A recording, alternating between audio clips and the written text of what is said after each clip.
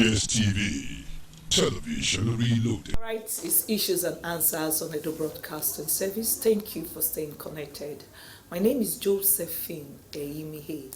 This morning we'll be looking at religious intolerance. That's our topic this morning. We'll be looking at it. Last week, Thursday, something happened in the country and in Sokoto State where a young lady, Deborah Samuel, was killed as a result of a post in a WhatsApp classroom group, and a lot of outcries concerning what happened, and there were a lot of condemnation.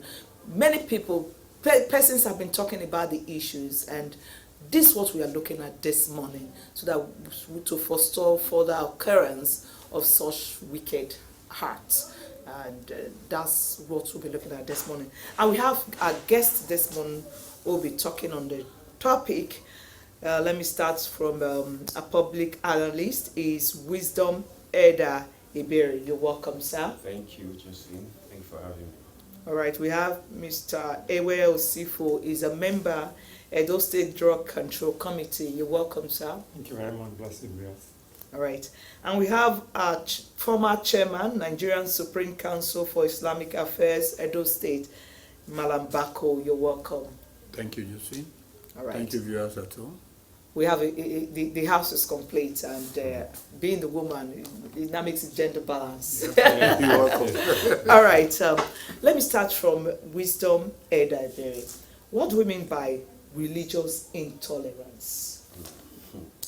That's interesting. Well, I think religious intolerance is the act of inability of religious enthusiasts or people who have affiliation with certain religion not to be able to flow freely and excessively or mingle with people of other religious views in certain areas, not generally in the public area, but on certain areas of life.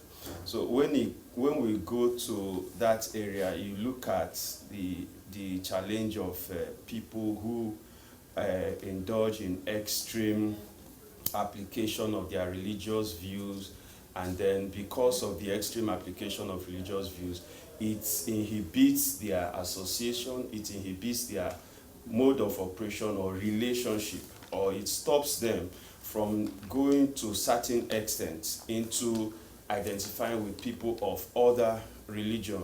Yeah, so if you look at it clearly, it can be in the form of marriage, it can be in the form of worship, it can be in the form of even doing businesses together, it can be also in the form of giving them the kind of freedom their own members or get personally in life. So they might not even give such kind of freedom. It could also limit the extent at which those other people of different religion can assimilate into their own leadership circle.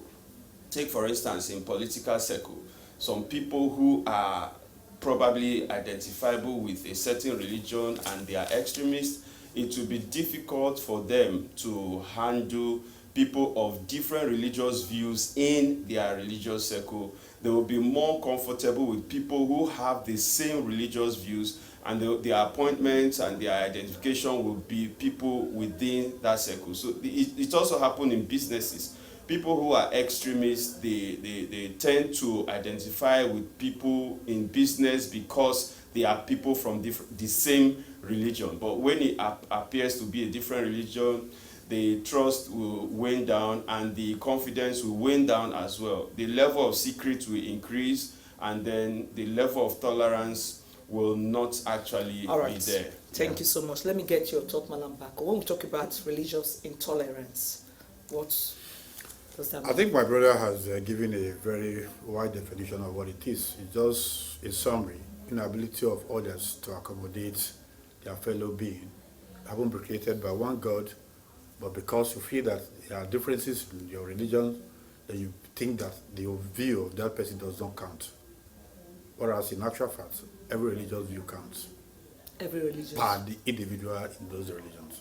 Okay, let me stay with you, Malam Bako. Why is religion a sensitive issue in our country?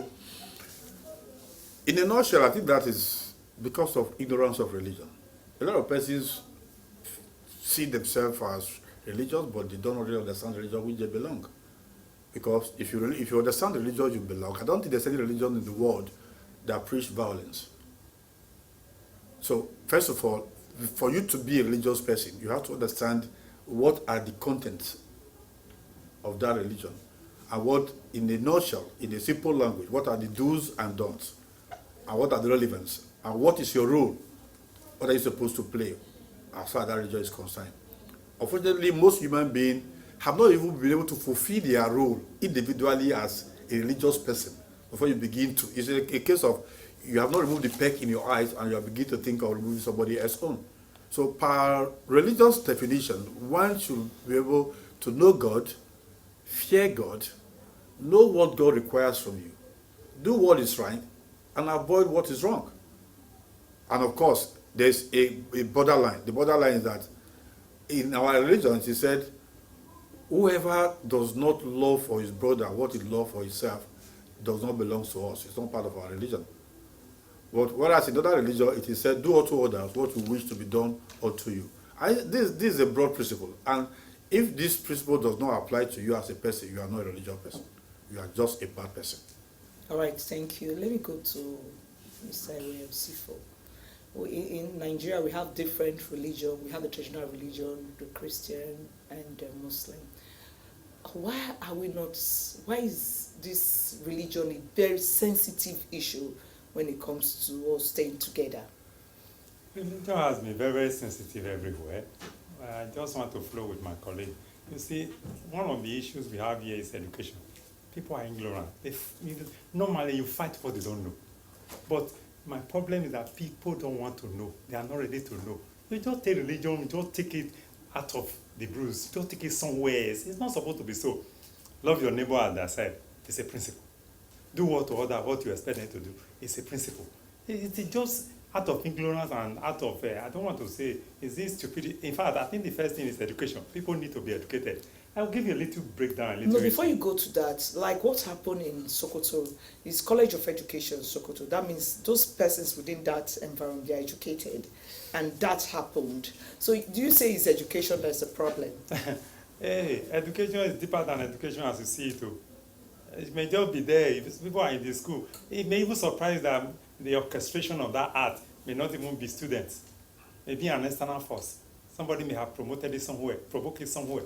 That's just some of the things you see. They provoke it somewhere, just pushing the student in front. If a thorough investigation is made, you discover that the authors are not actually students, they're outsiders. Just like as I mentioned, you see, religion has had this connotation of sort of killing before now. At that time, people were not educated. If I give you the history of crusade, in the days of crusade, when crusade was crusade, if the Christians tell you they are coming to your community or to your village to do crusade, if you are not ready to join, pack. And that was exactly what the other religion also took. And they now also pick up jihad. If you are not ready to join, pack. But as people get educated, get understanding, all these things continue to die down. But my problem is that people refuse to be educated or to understand. You are not ready to intermingle with me. You are not ready to relate with me. How can you know what is happening to me? We need to relate. I am so glad you see some of the things that the government is doing. It are religious, it are faith organizations, and so on, so that we can mingle. Whether you are in the traditionalists, you are a Muslim, or you are a Christian, and other religions. In fact, even before Christianity in Israel, there were other religions, jihad, Judaism, and so many. Even before there's Shintoism, a lot of religions. Confucianism. Even before our brother, the prophet came on board, Christianity was there. So what I'm really trying to bring out here is that we don't need to take this thing to extreme. If you understand, you can listen. Religion is an open market. It's an open place. It's a marketplace. Advertise your own. Show me your crusade. Teach me. Persuade me. Persuade me. That's all. You see advert of, for example, let me just make Gouda or any product. They're not going Why to tie your do you hand. call that name? Oh, sorry. You have to pay later because you are commercializing it. I'm sorry about You will that. pay for that Okay, later. okay, I'm sorry about Okay, let me come to Yeah, let me just, in support of what my brother just said, let me quote one of our Sheikh Hamed Didat of South Africa. He said, the biggest enemy of Islam is the ignorant Muslim, whose ignorance leads him to intolerance, whose actions destroy the true image of the religion. And when people look at him, they think that what Islam represents. So I want to support that education matters a lot. Because you see people tying big head, wearing cassock. I'm sure that people will be surprised that, oh, this is the former chairman of the Islamic Affairs wearing shirt and trouser. Some people, some extremists, you say, what is Bako doing there? Why did he not tie big head? A former chairman of the Islamic Affairs, he didn't dress like a Muslim. There are people who will be criticizing me as I'm on air now because of their level of, understanding of the religion. Okay. So I believe that people should first of all get to know the religions that you belong. Whether you are a Christian, you are a Muslim, or you are a Confucianist, or a Judaism, go into the books. There are books that tells you what these religions are all about, and they tells you your limit, even particularly when it comes to association with others. For example, I tell you my religion because if I say this, then you begin to wonder why should anybody kill anybody. Just before we started the program, I told you about the prophet they said was blasphemed against now. While he was alive, there used to be a woman, out of hatred for him, would daily come and sweep his compound and pour the dirt in front of his house, just to get him angry. doing that to Prophet Muhammad. Yes. A time came, for some few days, this dirt was no longer there. And the man came out and said, there's somebody who used to come and pour dirt here. What happened? I've not heard from her for some time. He inquired about her and they told her where the woman's house is. He traced the woman to the house. And the woman was shocked. And he said, yes, every day I come out to see you pour dirt in front of my house. But for about 3-4 days now, I didn't see that dirt. So I decided to find out what happened to you. Behold, the woman was sick. He prayed with the woman. And the woman accepted Islam. Is that the prophet that you are saying that somebody talked to you are now killing? In religion, we were taught tolerance. Even the period of crusade or jihad, there were laws. Don't cut a tree. Don't kill a child. Don't kill a woman. Don't kill a clergyman. Don't destroy a house. Don't destroy a synagogue. Is that the man you are saying you are the blasphemy against you are fighting for? So to us, these are extremism out of the religion of Islam. So people should go and study and know what is required of you as a Muslim or as a Christian, that you will not mislead others. Because people now read Islam to be violent. But in actual sense, Islam means peace. All right, some persons are of the view that most of the Muslim faithful, Yeah. they don't have access to the Quran. That they just go to the mosque, somebody will talk to them and they will go home. Is it true that they don't have access to the Quran? That's very wrong. That's very incorrect. In the past, yes, I could say because the language which the Quran was revealed, because of plagiarism and alterations, we try to maintain the language, which is Arabic. But today you have numerous translated religions, Quran in different languages, in Yoruba, in Hausa, in English. And even as a Christian, you can go into the bookshop and buy a translated Quran, and you will know more about the Muslims. So nobody now with it. You see, there are, just like you have in other religions, there are people who don't believe in indoctrinations. They are not ready to learn. They are not ready to read. They believe in Bako Yusuf. So Bako Yusuf idea becomes their religion. If I say kill, they kill. If I say save, they save. Because they believe that, is the eye of God. Is the man through which we see, we receive our faith. It's through him that we know what religion is all about. It shouldn't be like that. Knowledge is for everybody, from cradle to death. So do not rely on one particular person to say, it's not sufficient for me. Then you begin to act on that. Then your ignorance begins to grow from foolishness to stupidity. All right, let me stay with you. Talking about somebody, maybe they poured insult, somebody insulted like the Prophet Muhammad. and which is wrong. You don't. You have to tolerate each other's religion. Yeah.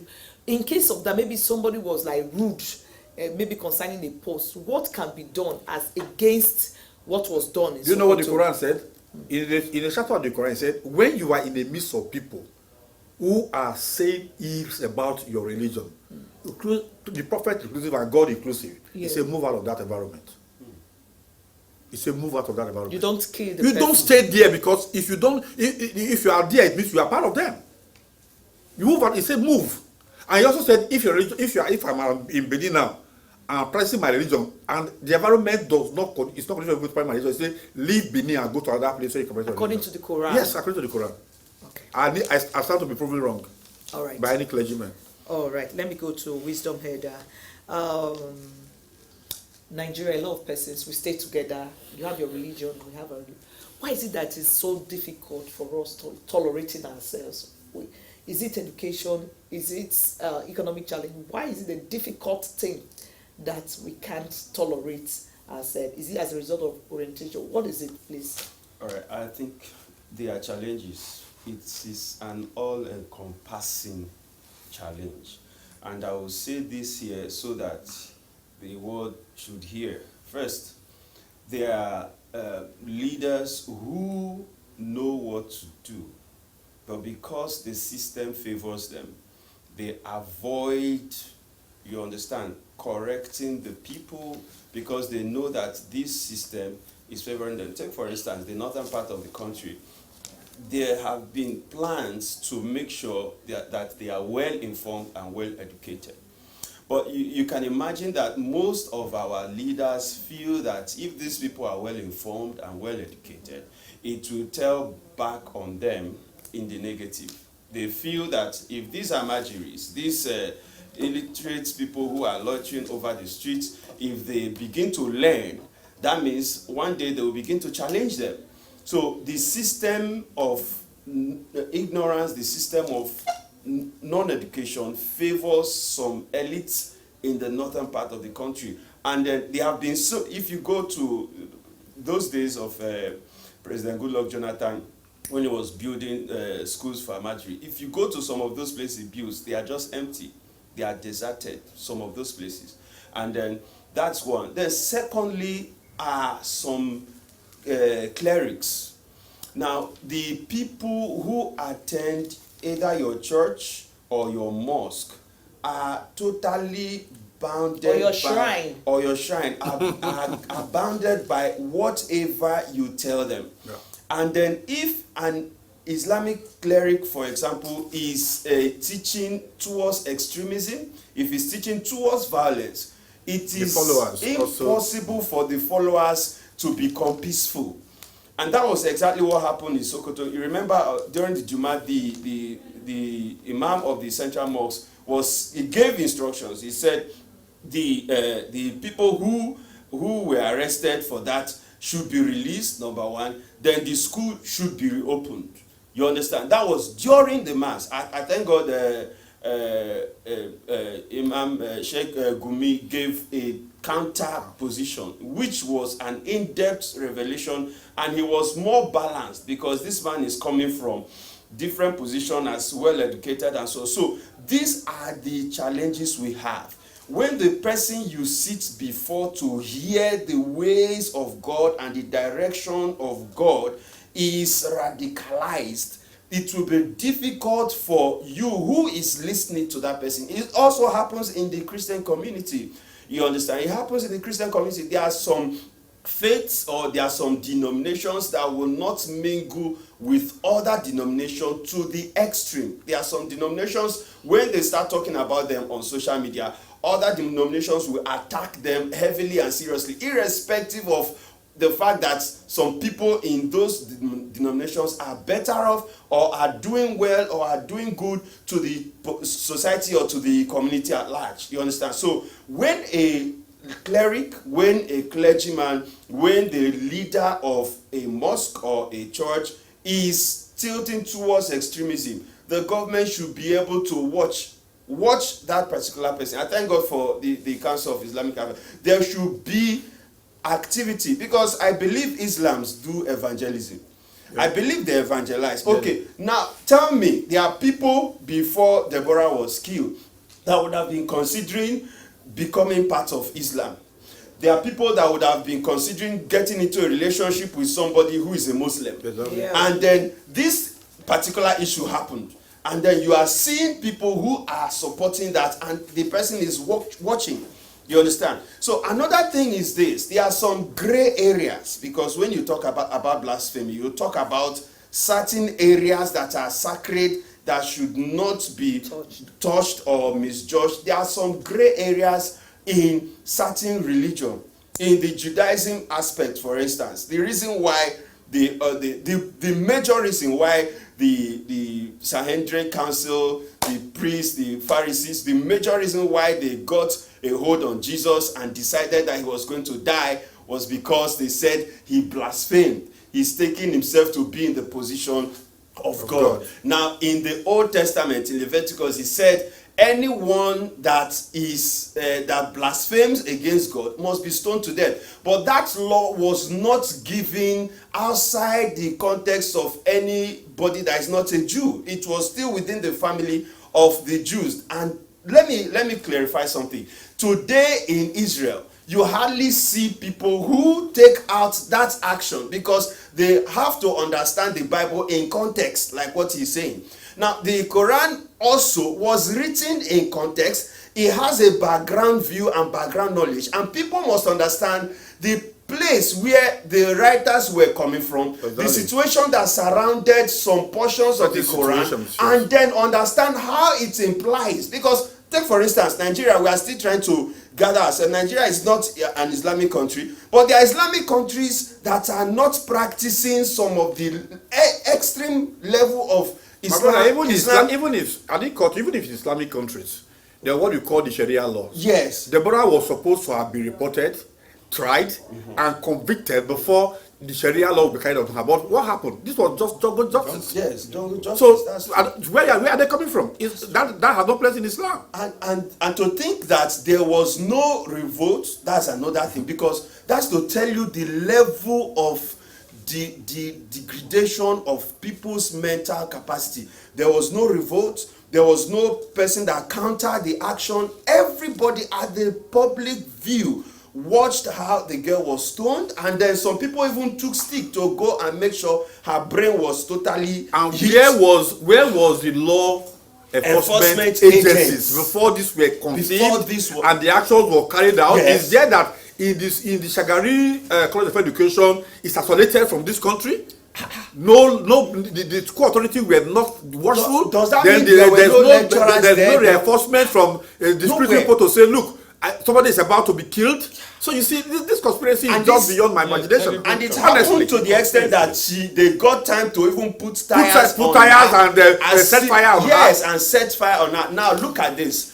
If there were people that were interested in becoming Muslims, this issue should be addressed. You understand? The clerics should be in a position, very serious position, to start talking to the people who are worshiping in their mosque. They should be in a very serious position to readdress people, and then the orientation can come up from there. All right, thank you for your thoughts. I was enjoying the discourse. I was just enjoying it. But this is not the first time we had issues like that. There was a lady that was killed also during going out for outreach in one of these northern states. She was killed and nothing happened. This happened again. My question, let me go to Mr. Iwe Osifo. According to the Nigerian constitution, Nigeria is a secular state. Right. Of course. But in practical, are we really a secular state? What we are having right now, what we are seeing around us, are we really a secular state? Thank you, Joseph. What is happening in Nigeria is a terrible thing. Nigeria is a secular state in the book. Outside the book, everybody is on his own. Jungle justice everywhere. We've not really seen a deterrent. Somebody has done something and then the law applied. It's different law operating here, another one operating there, yet we have one single constitution. It's difficult because the Quran is here, the Bible is here. It's very clear, thou shalt not kill.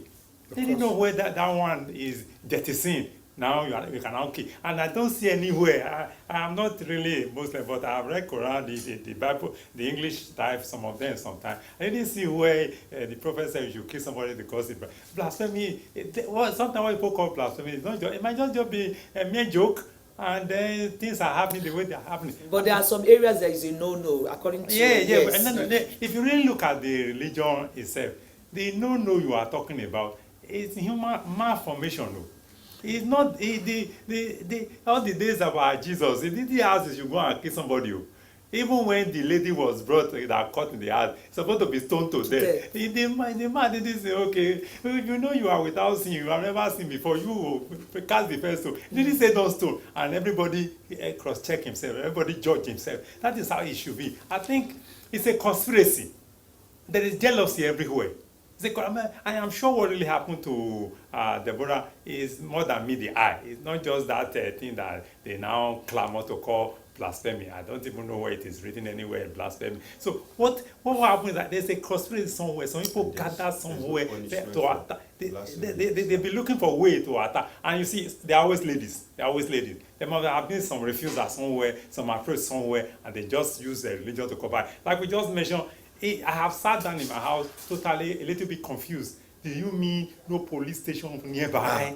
You mean no army, no authority, and you even kept the person in the security post, and they strangled her from there, and you couldn't even call for reinforcement. Cannot make call. Listen, I'm afraid to go to those parts of the country now. I probably prefer to go to a nearby country than to go to our own country. That's because of the orientation. And it's not happening here. And it's not happening in the southern part. It's not happening. People have said so many things about Christianity. While Eda was talking, he said most of the clerics, both the Christian faith also, what they preach from the pulpit or wherever they are preaching from, plays a role in shaping the minds of the people.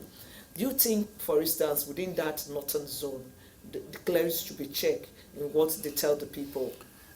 I will start like this. I think this country is one country where religion has too much freedom. Probably those in authority are not even religious themselves, whether you are a Muslim or a Christian. Because if we know what it takes to be religious, whether you are a Muslim or a Christian, when you are in authority, you have to borrow from these books. Because the books, I am a student of the Bible. The books are so clear about humanity, naturally. I don't think neither does the Bible or the Quran permit you to take life unjustly without the necessary approach that has to be taken into consideration. Let me just read for you. Dr. Shuba Okadibo said, if you are emotionally attached to your tribe, religion, or political leaning to the point that truth and justice become secondary considerations, your education becomes useless. And that's how we have in this country. A lot of these clergymen are not leading to the religious aspect of their life. They are tribally or politically inclined. Yes. That's not the truth. You see, Barbara Jordan said it's not happening in the South. It's happening in the South. Look at the IPOB. Exactly. It might not be religion, but it's a belief. Exactly. It's a belief. Just like you have the Boko Haram. It's a belief. But because the IPOB are Christians, but in quotes, why the Boko Haram are Muslims, but their activities are almost the same. Yeah. Taking life with ignominy without necessarily having a feeling. And this is not so. So what is the role of these people who are on the pulpit? Preach the right religion.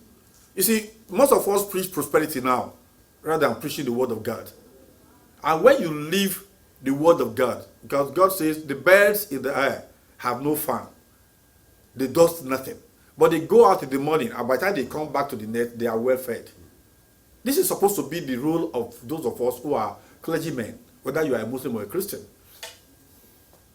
The Quran says, we created man and the jinn not for any other purpose but to go and serve me, which is God. If we take that into consideration and we begin to preach totality of God, it will impact the life of those of us who are preaching it, and even those who are listening to us. And to a larger extent, it will reduce the workload of government. But today, what do we have? People preach something different from Godism, if there's any language like that. Godism. And Yeah, people godliness. now preach life everlasting. And life everlasting, whatever he equips you with, is ability to destroy. That's why you have Yahoo, cultism, stealing, and robbery, and all over the place, because everything is about the world and not the hereafter. So this is the problem. So we are calling on ourselves, both malams and prophets and pastors, to remember that we have much work to do here, and we are going to be accountable to the Almighty, because nobody wore you the cassock of prophethood. You decided that you're going to be a clergyman, and if you cannot do it for God, then you will go to hell even before you die in this world. All right, thank you for that. Eda, what are the roles of government in ensuring that people are given the right orientation to avoid such kind of killings in our society? Okay, I will come from the area of the Constitution. People need to be informed. People will have to be given proper orientation about the implication of taking laws into their hands. And then people need to also understand the different agencies that should be involved, or the modalities or processes when their rights or their own personal freedom is infringed. You understand? People must not see themselves as lords. I think, yes, there's Sharia law in the north, in some northern part of the country. Yes, in the US, for example, there are some states that practice some laws different from other states, so we're not disputing that. But I think we should understand that the Sharia law is more religious than constitutional. You understand? And when it's more religious, it should be binding to people of that religion, of that particular faith, so that the people who do not practice that faith can understand that they are liable to the Constitution of the Federal Republic of Nigeria. So, and I think this area of swearing with Bible or Quran, and then going into the office to start doing things that are unbiblical or unquranic is very unfortunate. You know, I think all these leaders should even pass through the school of maybe the school of the Bible or the school of Quran, no matter whoever they are, whichever they have identified with. Because I remember a political leader made a tweet, and then later on, because some people said, well, I won't vote for that man has lost my vote, the man dropped his tweet, and then he also sacked he corrected that. He sacked the person that gave the tweet. And since then, a lot of other leaders have been very, very careful not to actually say anything in public view over what is happening. Is a challenge. Is a challenge, because the people who are following you need to know your position as far as some certain issues are concerned. And if you are leaving it in the area of the clerics to address, please let the clerics also know that they have that responsibility of handling such things. So the law enforcement agents, like he said it could be something different motivation other than maybe what we are seeing. No, I don't believe that, because if it was an accident, or if it was pre-motivated by something else, maybe relationship or something, what about the riots? What about the burning down of some, the vandalization of some churches? What about the looting? Were the people looting the businesses of non-indigens, were they actually practicing the same Islam? Was that part of the... there are things that people should come up and begin to tell people. You are protesting over the arrest of somebody, and then people are now vandalizing the businesses of burning houses and burning houses and burning properties. And is that part of it? And then nobody is saying something about it. And you expect these people not to be prepared for such a kind of reprisal the next time it happens. People are not comfortable over there. People will not, and The Quran says that anyone who kills or destroys or vandalizes somebody who has accepted to live with you in peace is liable to hellfire. So there is judgment to that. Are you So quoting from the Quran? yes, I'm telling you, You read this the here. Quran Yes, too? of course, All right, of course. so- I understand the Quran, Okay. and I also read. I have to clear that. Yes, so when people have accepted to live with you peacefully, you are not supposed to now put them in such a dangerous situation. But now, those people who are non-indigenous, so it started from religion, it entered into tribe, and then it has now become a matter of maybe scaring people who are non-indigenous. And these people believe they are Muslims. Are they actually Islams? Just to support what he said, it is written here that Muhammad sallallahu alaihi wasallam, may the peace and blessing of God be upon him, commands even in war, don't cut a tree, don't kill a child, don't kill old people, don't destroy a temple or a church, don't destroy a building, just like we were saying now. Don't kill those who surrender to you. Don't kill those who are running away. Don't kill a woman. Don't kill a woman. Sick person. Don't kill a sick person. Don't kill a monk or a priest who is on cassock. Don't disfigure the dead. Like the girl died, after that they still burn her to death. Wow. This is order from the person they are fighting for. This is what he said. Don't kill an animal except for the purpose of consumption. Be good to prisoners and free them if they don't attack you. Then don't enforce the religion. Don't enforce the religion. This is from the prophet. So I wonder what And the this Quran in the case of war. In the case of war, but now we are even in peace. We are, No war. we are living in peace. These are even in the case of war. This There is is what the prophet no said. war, and then these millions of people who did that thing have not been given a proper orientation. orientation. So That's what it's I'm a saying. challenge. That's what I'm saying. It can escalate tomorrow. It has always been. I'm that sure way. some people are looking at me and say, what is Bako saying? Where did he get on something? Of course, but yes. yeah, because their own kind of education and orientation does not teach towards what I think I know. But you're quoting from the Yeah, Quran. I'm quoting from the Hadith. So when you Yeah. quote from there, it's So these are the two books left for the Muslim, the Quran and the Hadith. Yes. The deed of the Prophet Yes, and of course. the law given to him. Yes. So anything you want to do in life must be in line with these two books. So anything outside this, go to the foundation. yes, of anything everything. outside this, you are going to hell. All right, thank you for that. Mr. Ewe, what can be done by governments in order to foster such occurrence? The action government can take so that such thing will not repeat itself again. The reason for law is to avoid this kind of thing. The laws are everywhere and nobody seems to be putting teeth into the laws.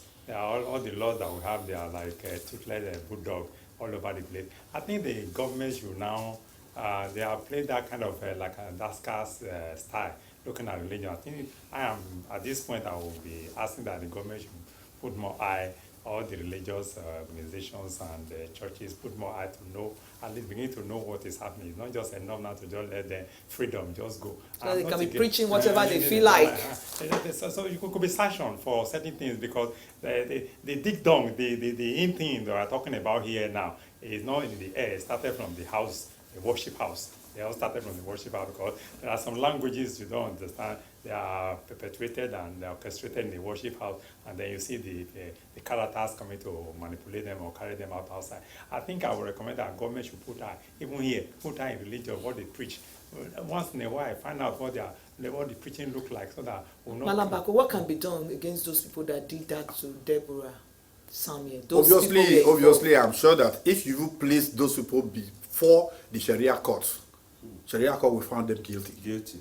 If Nigeria would just use it to try the religion of Islam, put those people before a clergy Sharia man who knows what it takes, those people will be condemned according to Islam.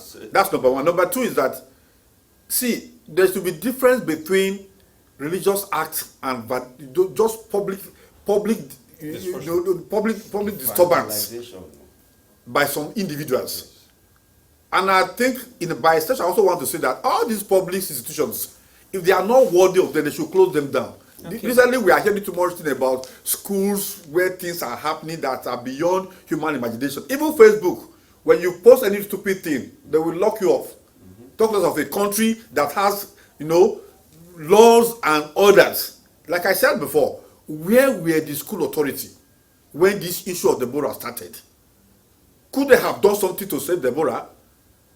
The security department at where she was kept before the mammoth crowd came, they didn't have access to phone to call the police, or when the police called, they just said there was no fuel in their vehicle, which is normal in Nigeria. This is beyond that secondary school alone. Government should go beyond and find out, let Deborah's case be a case study to avoid this occurrence of these things. Because when they happen, all you now hear about is religious problem, Christian versus Muslim. But the bottom line is, where these issues were starting, a lot of forces were neglected that led to what now become what is the issue of the day. So government is to blame, the law enforcement agency is to blame, the security is to blame, then those who are involved should be punished.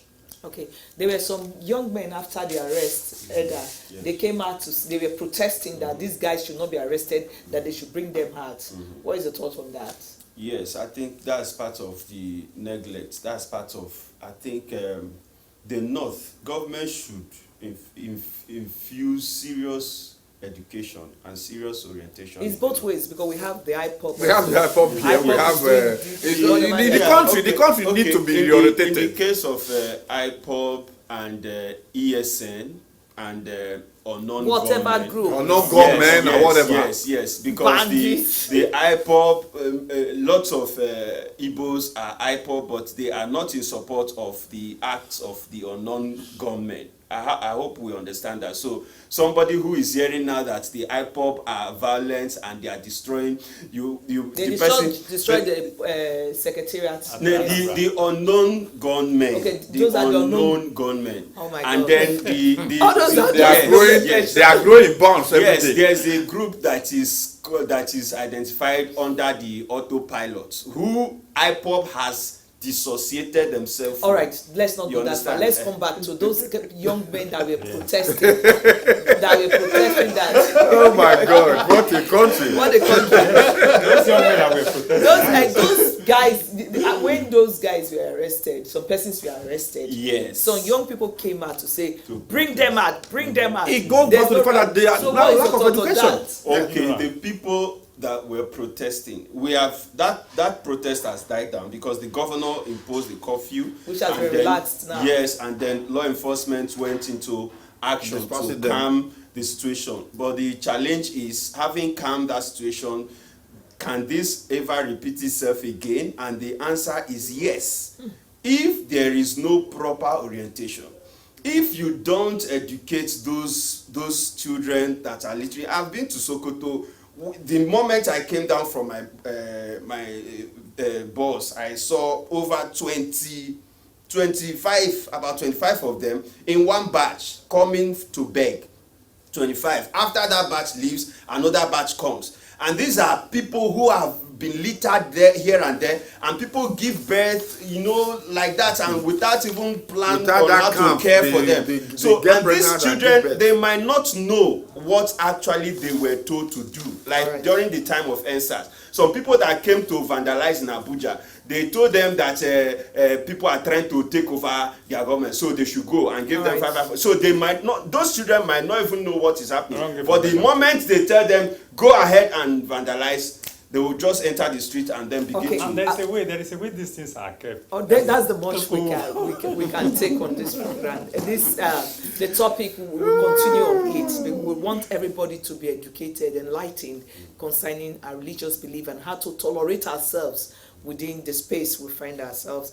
Let me thank Wisdom Elder Iberi for your thoughts this morning. Thank you so much. Ewe Osifo, member Edo State Drug Control Committee. I wanted to ask whether those people were able to influence that they took drugs before doing that. I'm sure they were influenced. We are going to continue. That's yes, just they should investigate them. All right. Thank you, Mr. Ewe Osifo, for your thoughts. The former chairman, Nigerian Supreme Council for Islamic Affairs, Edo State, Malam Baku Yusuf. Thank you once again for your thought.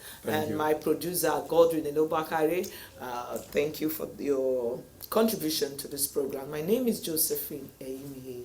Do have a productive day ahead. EBS TV, television reloaded.